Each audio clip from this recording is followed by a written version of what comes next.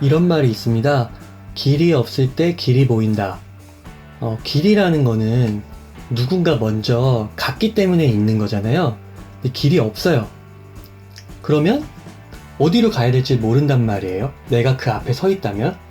근데 길이 보인다라는 건 뭐냐면 길이 없기 때문에 내가 먼저 그냥 갔는데 그게 오히려 내 인생에 빛이 되고 내 인생을 더 풍요롭게 만들었다는 겁니다. 그러니까 이거를 조금 인생에 비추어서 한번 해석해 본다면 다른 사람들의 말이나 먼저 간 사람들의 말이나 뭐 선생님이나 뭐 스승이나 이런 사람들의 말을 듣기는 듣되 100%막 절대적으로 들을 필요는 없다는 거예요.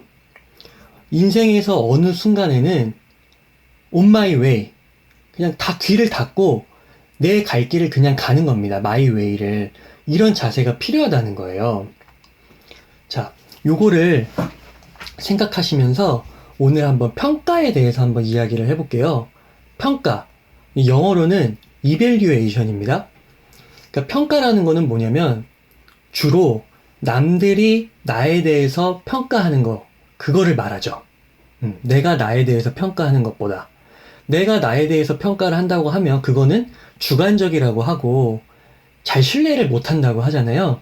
그러니까 보통 우리가 평가라는 단어를 쓸 때는 상대방, 타인이 우리를 평가하는 거라고 보통 본단 말이죠. 자, 여러분, 평가를 받는다고 했을 때 보통 기분이 어떠신가요? 좋으신가요? 나쁘신가요? 보통은 누군가로부터 평가를 받는다고 하면 왠지 기분이 좋지만은 않은 것 같아요. 저희가 하도 시험을 많이 본 그런 나라에서 살아서 그런지 뭔가 혼날 것만 같고 두렵기도 하죠. 그런데 사실 이 평가라는 요소는요, 인생에서 필수 불가결해요. 그러니까 이센셜, 필수적이라는 거예요. 만약에 대학에 들어가려고 합니다. 대학이 학생들을 선발하려고 하는데 뭘로 보고 뽑겠어요? 수능 시험을 보고 뽑겠죠. 이런 수능 시험 없이 그냥 뭐 이 친구는 잘생겨서 예뻐서 이렇게 뽑는다고 하면은 얼마나 욕먹겠어요. 그리고 그냥 감독관이 마음에 들어서 뽑았다 이러면은 주관적이라서 그 대학은 욕을 바가지로 먹겠죠. 미디어로부터. 그리고 학점, 면접, 외국어 시험 이런 것들도 점수가 높아야 평가를 잘 받을 수 있고 취업을 할 수 있는 겁니다. 자, 그런데 말씀드리고 싶은 건 이거예요. 평가를 너무 옹호하거나 좋아하다가는 본전도 못 찾는 경우가 있다는 거예요. 손해를 보는 경우가 있다는 거예요. 무슨 말이냐? 인생은 너무 복잡, 다양, 알 수 없음, 재미있는 요소가 이렇게 얽히고 설키고 있었다는 거죠. 근데 여러분 생각해 보세요. 평가라는 거는 뭐예요? 어떤 특정한 지표를 통해서 그 대상을 평가하잖아요. 예를 들면 내가 대학에 들어갈 때 저 때만 하더라도 대학에 들어가려면 국어, 영어, 수학, 사탐, 과탐 이렇게 5과목을 다 해야 됐어요. 그러면 저라는 존재는 있는데 저를 평가할 때 이 5개의 과목으로 평가를 한단 말이에요. 하지만 저는 이 5과목에서 측정할 수 없는 요소들도 있을 수 있거든요. 그런 능력도, 강점도 있을 수 있거든요. 예를 들면 글쓰기 능력이 있을 수도 있죠. 여기 5개에는 글쓰기 능력이 없죠. 그리고 SQ, 소셜. 그래서 그 하워드 가드너의 다중지능에 보면은 SQ, 뭐 EQ, NQ, 네트워크 이런 것도 다 있단 말이에요. 그런 면에 더 뛰어난 분명 친구들이 있는데 수능 점수로만은 안 된다는 거죠. 그렇기 때문에 그 평가를 너무 신뢰하다가는 그 수능 그 부분에서는 대학에 들어가는 그 순간에는 뭔가 혜택을 입을 수 있지만 장기적인, 중장기적인 인생으로서는 이게 손해를 볼 수도 있다는 겁니다. 그러니까 보통 어떤 사람들 말 들어보면은 20대 후반에서 30대가 돼서 인생이 잘 안 풀려요. 그럼 그런 사람들이 보통 뭘 얘기하냐면 내가 고등학교 때 날렸는데 이런 표현 많이 쓰잖아요. 고등학교 때 수학 점수는 잘 받았다 이거죠. 수학능력시험 점수는요. 근데 그게 아니라는 거죠. 그 평가 점수가 30대, 40대의 인생에는 전혀 통하지 않을 수 있는 거거든요. 근데 여러분 앞으로 4차 산업혁명 시대가 열리지 않습니까? 이때는 여러분 많은 전문가들, 교육 전문가들 다 목소리를 하나같이 말하는 게 지금의 수능 평가 시험으로는 4차 산업혁명의 그 적응과 발전 그런 것들을 논할 수가 없다고 얘기를 해요. 그러니까 평가를 너무 좋아해서는 안 되는 거예요. 자, 예를 하나 들어볼게요. 미국의 여러분 대형 병원에서 1980년도부터 1990년도에 환자의 사망률이 좀 늘어났대요. 그러니까 미국의 보건복지부가 이 사망률을 어떻게 하냐면 공개하라고 한 거예요, 병원들에게. 그러니까 그 이전까지는 공개하지 않은 겁니다. 그런데 소비자들의 입을 통해서는 이 의료 과실이 많다라고 얘기를 하고 있는 거죠. 그래서 이거를 데이터로 정리를 해야 되니까 공개하라고 한 거죠. 자, 여기까지 여러분 들어보셨으면 이 보건복지부가 대형 병원들한테 환자의 사망률을 공개하라고 한 게 좋아 보여요? 나빠 보여요? 잘한 것 같으세요? 잘 못한 것 같으세요?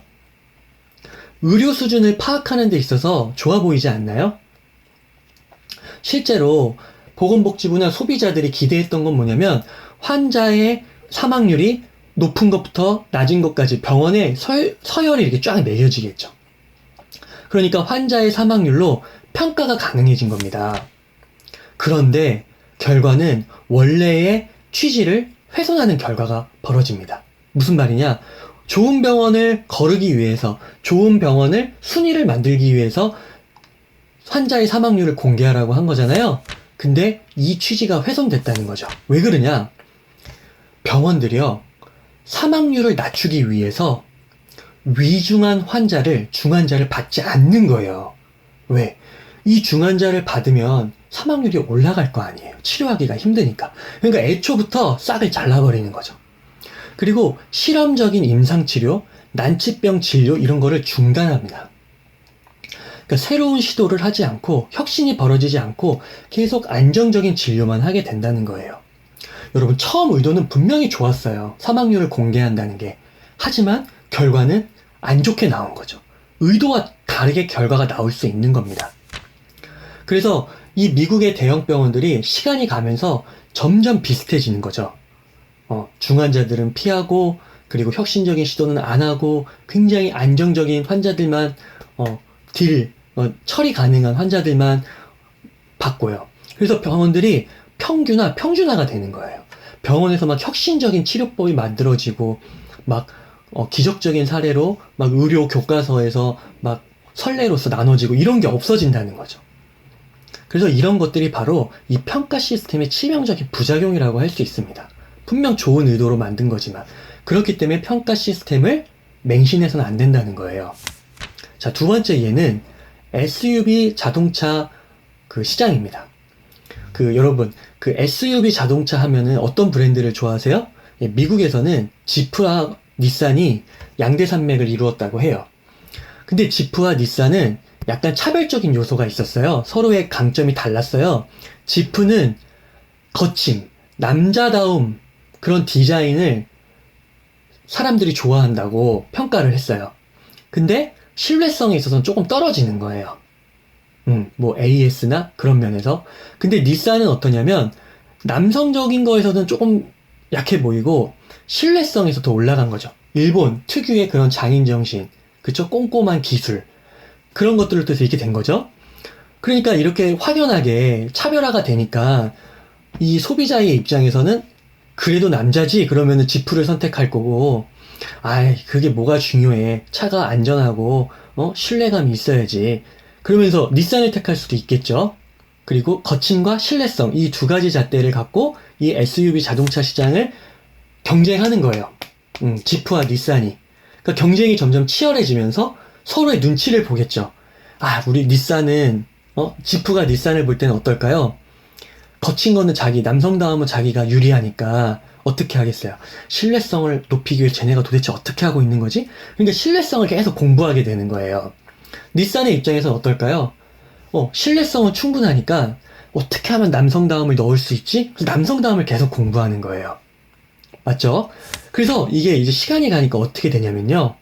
지프는 닛산을 닮고 닛산은 지프를 닮은 거예요. 자, 시간이 지나서 이 밑에 그래프가 되는데요. 막대 그래프가 전반적으로 기술이 향상되면서 수준은 올라갔어요. 그런데 보세요. 이 격차, 거침과 신뢰성의 격차가 줄어들었죠. 그러니까 이게 어떤 걸 말하냐면 이제 소비자의 입장에서는 지프나 닛산이 크게 차별화 요소가 없는 거예요. 그러니까 옛날에는 소비자 입장에서 봤을 때 남성다움 이러면 지프를 사면 깔끔했거든요. 간단하고. 그런데 닛산을 사도 이제 상관이 없는 거예요. 여러분 아시겠나요? 그러면서 이 자동차 시장이 평준화가 되는 거죠. 특색이 없어지는 겁니다. 차별화 요소가 없어지는 겁니다. 근데 여러분 비즈니스의 핵심은 뭐예요? differentiation. 차별화란 말이에요. 그래서 여기서 이제 말하고자 하는 건 뭐냐면은 너무 시장 현황 조사를 자주 하면 안 돼요. 너무 자주 해버리면은 이게 서로를 닮아간다는 거예요.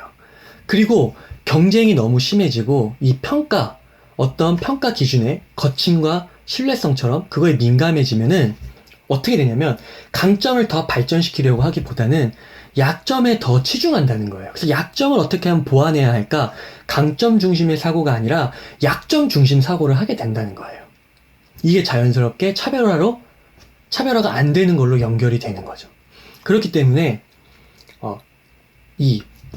제가 이 책의 예화는 이 디퍼런트 문영미 교수님, 이분이 이제 한국 분이신데 하버드 경영대학원에서 종신 교수님이세요. 대단하시죠? 이 문영미 교수님이 쓴 책에서 가져온 예인데요. 비즈니스적으로는 너무 잦은 시장 조사는 피해야 된대요. 그러니까 이런 역설, 저희가 맨 앞에서 다뤘었죠? 길이 없을 때 오히려 길이 보인다. 그러니까 너무 주변을 돌아보고 1등을 바라보고 주변 2등을 바라보고 이러면 계속 닮아가기 때문에 나는 어떻게 보면은 그 사람의 아류일 수밖에 없는 거고 나의 강점, 나만의 개성이 드러나지가 않게 된다는 거죠. 그러니까 차라리 시장 조사를 피하고 그러니까 길을 없애는 거죠. 길이 없는 거예요. 그때 그냥 마이웨이를 할 때 오히려 길이 차별화되고 특색 있는 길을 만들어낼 수 있다는 겁니다. 자, 이 두 번째 솔루션은 뭘로 제시하시냐면은 평가 항목을 늘리는 거예요. 그러니까 첫 번째는 저희가 거침과 신뢰성이라는 이 두 가지 지표로만 SUV 차량을 평가했잖아요. 근데 이 안정성과 연비 이런 것들을 넣는 거죠. 그런데 중요합니다. 이것조차도 평가 항목을 늘리면 또 차별화가 생기겠죠? 그쵸? 그런데 시간이 가면 이렇게 또 동일해진다는 거죠. 그러니까 여기서 중요한 게 뭡니까? 이 평가라는 거는 계속 업데이트가 돼야 된다는 거예요. 평가는 절대적인 게 아니라는 거예요. 그러니까 평가에는 두 얼굴이 있다라는 거를 항상 우리는 알고 있어야 돼요. 그래서 그 평가를 하게 되면은 그 사고방식, 그 프레임에 갇히게 된단 말이에요. 그래서 그거를 반성하고 최신화해야 된다는 겁니다. 그러니까 우리나라 교육제도도 학생들을 평가하는 게 계속 바뀌죠. 더 빨리 바뀌어야 될 것 같아요. 이제 그렇게 된다는 겁니다. 4차 산업혁명 시대에 맞게 계속 업데이트 돼야 된다는 거죠. 그렇기 때문에 여러분이 인생의 어떤 순간에서 남들의 평가에 의해서 조금 안 좋은 결과를 당장 얻었더라도 이 평가라는 게 완벽할 수가 없거든요. 시대가 가면 나의 개성과 차별화 요소가 없어지게 만들 수 있는 거기 때문에 너무 위축되지 마시고 너무 좌절하지 마시고 평가도 바뀔 수 있는 겁니다. 그래서 다시 재기하시고 힘을 내셨으면 좋겠어요. 자, 문영미 교수님, 하버드 경영대학 종신 교수님의 예를 마지막으로 들게요. 이분이 수업 시간에 학생들 참여도를 증가시키기 위해서 중간 평가 점수를 알려줬대요. 학생들에게. 요 중간 성적표가 이렇게 생겼는데 여기에 학생 이름을 적게 돼 있고 학생들의 평균이 이렇게 표시하고 이거를 이렇게 막대 그래프로 능력을 표현한 거예요. 여기는 이제 뭐라고 써있냐면 분석적 능력. 이분은 이제 평균 이상이네요. 이론적 능력도 평균 이상이에요. 다른 능력들도 역량들도 평균 이상인데 딱 하나가 평균 이하예요. 뭐죠? 창조적 능력입니다. 이렇게 성적표를 받은 학생이 있었던 거예요. 자, 벌어진 현상이 뭐냐면 이 중간 성적표를 딱 나눠줬더니 수업 끝나고 학생이 찾아와서 묻는데 질문이 뭐냐? 교수님, 창조적 능력을 제가 어떻게 하면 향상시킬 수 있을까요? 라고 물은 거예요. 그리고 이 학생은 그 남은 반학기를 오로지 자신의 약점을 보완하는 데 집중했다고 합니다. 이런 현상 뭡니까? 강점이 이렇게 많은데 강점 중심이 아니라 단점 중심으로 사고를 하는 거죠. 이런 현상이 다른 학생들도 마찬가지였다 그래요. 원래 의도는 뭐였나요? 수업 참여도를 높이기 위해서 이 중간 성적표를 제공한 거란 말이죠. 그리고 강점을 더 키워나가려고 하고 의욕적으로 참여하면서 팀을 이루고 그걸 조별과제에 녹여내고 이걸 원했는데 그렇게 되지 않았다는 거예요. 그러니까 이 중간 성적이 좋은 의도는 있었지만 안 하는 이만 못했던 거죠. 그래서 수업을 들었던 대다수의 접근 방식은 이 약점을 보완하려는 시도를 했고, 그래서 더욱 평준화된 모습으로 강점이 줄어들죠. 근데 극소수의 몇몇 학생들은 계속 이 강점, 이론적 능력, 분석적 능력을 강화시키려고 했던 겁니다. 그러니까 학기 말에 가니까 더욱 차별화된 모습을 보였다는 거죠. 그래서 교수님은 이런 학생들에게 점수를 더 줬다는 겁니다. 그리고 중장기적인 연구를 통해서 봤을 때도 이렇게 강점 중심으로 하는 극소수의 인원들이 더 잘 됐다는 거죠. 여러분 아시겠죠? 자, 그래서 이 책 디퍼런트로부터 우리가 알아야 될 건 뭔가요, 여러분? 차별화가 되고 강점 중심 사고를 하는 게 중요한데, 이것은 어디에서 기인하느냐? 네, 평가에 대해서 일희일비하지 말고 그 평가 자체도 잘못될 수 있다는 반성적 사고를 해야 된다는 거예요. 아무리 평가가 그 당시에 훌륭하다 해도 원래의 의도와는 전혀 다른 결과를 나타낼 수 있다는 그런 약점이 있는 거예요. 제가 오늘 예로 병원의 SUV 자동차의 선생님의 그 교수님의 예를 보여드렸는데, 이게 비단 이 세 가지 분야뿐만 아니라 모든 분야에서도 가능하죠. 휴대폰, 노트북, 이런 전자기기, 어떤 제품, 서비스 다 그렇단 말이에요. 오래되면 비슷해져요. 그쵸? 근데 그게 거기서 중요한 거는 뭐냐? 어떻게 차별화될 것인가? 그 차별화의 중심은 어떻게 강점 중심으로 할 것인가? 그쵸? 소비자들이 지금 원하는 거, 평가하는 건 이런 기준인데 이런 걸 어떻게 비판적으로 받아들일 것인가? 이런 반성적 사고가 더 중요하다라는 겁니다. 그래서 여러분, 평가 시스템은 언제든지 숙고될 수 있고 재수정되고 다시 만들어질 수 있는 거예요. 그래서 지금 이 순간 어떤 인생에서 어떤 타인의 평가에 의해 조금 뭐 힘든 경우가 있거나 위축된 게 있다면은 여러분 너무 빠지지 마세요. 그건 불완전한 거예요. 여러분들에게는 분명히 장점이 있고 강점이 있어요. 그걸 중심으로 해서 차별화하시면 됩니다. 그걸 오늘부터 결단하시고 실행하시면 되는 거예요. 이렇게 안 하면 자칫 단점 중심으로 사고를 할 수 있거든요. 그러니까 단점 중심이 아니라 강점 중심 사고를 하고, 이러기 위해서는 앞에서 말씀드렸죠? 길이 없을 때 길이 보인다. 한때는 다른 사람의 귀를 막고 세상의 귀를 막고 my way, 나의 길을 갈 필요도 있는 것입니다. 그래서 제가 이렇게 생각을 해봤어요. 인생에는 세 가지 길이 있다. 이 평가라는 요소는 말씀드렸듯이 인생에서 필수적인 요소죠. 반드시 있는 거예요. 그러니까 평가를 받았을 때 나는 안 되는 인간이구나 좌절하고 포기하는 사람이 있어요. 이런 사람은 이 평가를 절대적으로 받아들인 사람이죠. 자, 두 번째는 어떤 겁니까? 그 평가에 대해서 순응을 하는 사람이에요. 여기서의 순응이라는 의미는 약점 보완을 위주로 사고하는 사람. 그래서 평준화가 되는 사람이에요. 그러니까 이런 사람은 어느 정도는 뭐를 이룰 수 있지만 중장기적으로 봤을 때는 롱런하지 못해요. 자, 세 번째, 평가하고 그 평가를 상대적으로 받아들일 수 있는 사람. 그래서 강점 중심의 사고로 차별화할 수 있는 사람. 요 세 번째 길이 있다는 거. 오늘 저의 나눔을 통해서 여러분들이 이 세 가지 길 중에서 3번 평가, 상대적 인지, 차별화, 이 길을 가시면 좋겠습니다.